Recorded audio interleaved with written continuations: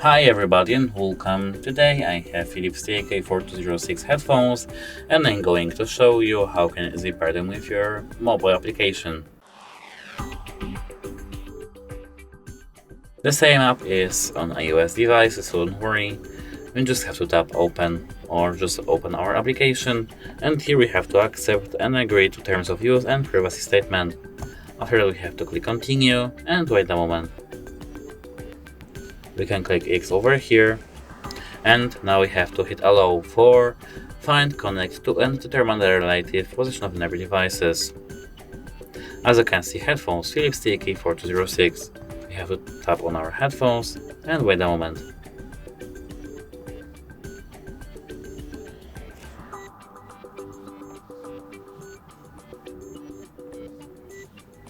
And here, as you can see, now we are paired with our headphones in our application.